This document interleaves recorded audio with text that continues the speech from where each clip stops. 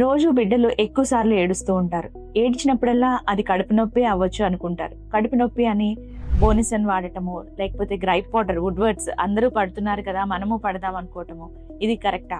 మనకి బిడ్డ లోపల ఉన్నప్పుడు ఎంత పౌష్టికాహారం తింటారో బయటికి వచ్చినాక తల్లి పాలలో దానికంటే ఎక్కువ కూడా వాళ్ళకి కావాల్సినవన్నీ కూడా అందుతాయి. సో దాంట్లో మనము ఏది ఇవ్వాల్సిన అవసరం లేదు. ఎస్పెషల్లీ కడుపులో నొప్పి అనిపించి మీరు ఇస్తున్న వాటికి ఏమవుతుందంటే పేగులో నార్మల్ గా రావాల్సిన ఫ్లోరా అంటాము, bacteria which has to grow, అది అరుగుదలకి తర్వాత బిడ్డ ఎదిగినప్పుడు కావాల్సిన ఎంజైమ్స్ అవన్నీ ప్రొడ్యూస్ చేయడానికి ఇబ్బంది పడుతుంది. అందుకని అలాంటి బోనిసన్ కానీ గ్రైప్ వాటర్స్ కానీ ఏది కూడా తాగించకూడదు. పుట్టినప్పటి నుంచి 6 నెలల వరకు ఖచ్చితంగా తల్లిపాలు మాత్రమే మాడాలి. ఏ బిడ్డకన్నా సరే ఒకవేళ ఏదైనా ఇబ్బంది, తల్లిపాలు కానీ పాలు లాక్టోస్ ఇంటాలరెన్స్ ఉన్న వాళ్ళకి మాత్రమే డాక్టర్ ప్రిస్క్రైబ్డ్ మిల్క్ అనేది ఫార్ములా అనేది చెప్తాం. లేకపోతే it is only this. And ఈ కోలిక్ అనేది వస్తుంది, అది ఎందుకు అంటే బిడ్డలు పడుకొని ఉంటారు కాబట్టి పడుకుని పాలు ఇవ్వటం లేకపోతే కూర్చోబెట్టి పాలు ఇచ్చినా సరే ఈవినింగ్ అయ్యేసరికి వాళ్ళకి ఉంటుంది. ఈవినింగ్ కోలిక్స్ అనేవి చాలా కామన్. ఎలా దీని నుంచి బయటికి రావాలి అంటే సింపుల్ మసాజ్ టెక్నిక్స్. మన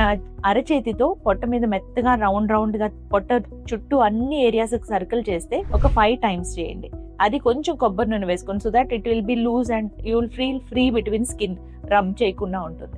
అలా చేసి 2 కాళ్ళని మడిచి పొట్ట మీద పెడితే గ్యాస్ రిలీజ్ అయిపోతుంది. So baby feels much comfortable. This is one way. ఒకవేళ ఇలా కాకుండా భుజం మీద కూడా వేసుకోవచ్చు. భుజం మీద వేసుకొని బ్యాక్ సైడ్ ప్యాట్ చేయటం వల్ల then also the baby releases. Either gas పై నుంచన్నా వెళ్తుంది, కింద నుంచన్నా పాస్ అయిపోతుంది. ఇలా చేయటం వల్ల కోలిక్ అనేది రిలీజ్ అవుతుంది.